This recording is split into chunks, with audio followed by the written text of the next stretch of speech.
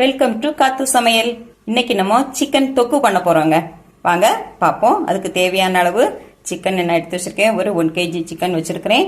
அப்புறமா ஒரு 4 வெங்காயம், பெரிய வெங்காயம் எடுத்து நல்லா கட் பண்ணி வச்சிருக்கிறேன். அப்புறம் உங்களுக்கு தக்காளியும் ஒரு 3 தக்காளி பழம் கட் பண்ணி வச்சிருக்கேன். வாங்க பார்ப்போம். இப்போ ஒரு பேன்ல நான் ஒரு 3 ஸ்பூன் எண்ணெய் ஊற்றிருக்கேன், ஆயில் சேர்த்துருக்கேன்.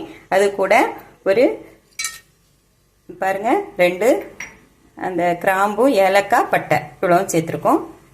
இது கொஞ்சம் அப்படி பொரியட்டு. அப்புறமா அந்த வெட்டி வச்சிருக்கிற வெங்காயத்தையும் சேர்க்கப்படும்.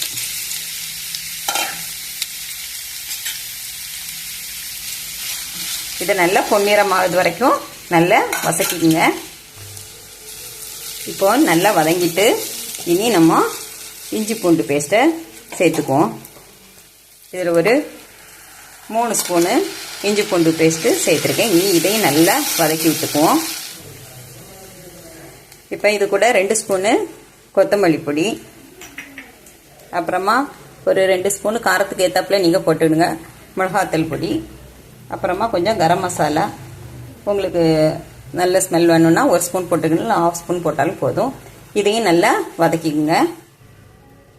இப்போ கொத்தமல்லி பொடி, மிளகா பொடியெல்லாம் நல்லா வதங்கிட்டு நம்ம இது கூட கட் பண்ணி வச்சுருக்கிற இந்த தக்காளி பழத்தை சேர்த்துவோம். ஒரு 3 பெரிய தக்காளியில் ஒரு 3 தக்காளி சேர்த்துருக்கேன். இதையும் நல்லா வதக்கிக்குவோம். இப்போ இதுவும் நல்லா வதங்கியாச்சு. இனி இது கூட நம்ம சிக்கனை ஆட் பண்ணிக்கலாம்.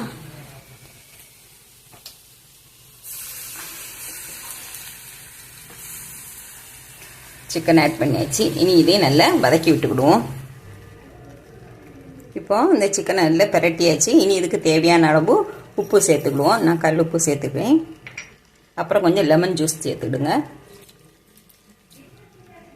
இனி மூடி போட்டு கொஞ்சம் கிண்டிக்கிட்டு கொஞ்சமாக ஒரு 1/4 கப்பு தண்ணி நீங்கள் சேர்த்துக்கிட்டா கொஞ்சம் நல்லாயிருக்கும். ஏன்னா இதே கொஞ்சம் தண்ணி ஊறும். ஒரு 1/4 கப்பு தண்ணி சேர்த்துக்குவோம். மூடி போட்டு நல்லா வேக வச்சிருவோம். அப்படியே ஒரு கிண்டி கொடுத்துட்டு அப்படியே மூடி போட்டு வேக வச்சிடலாம்.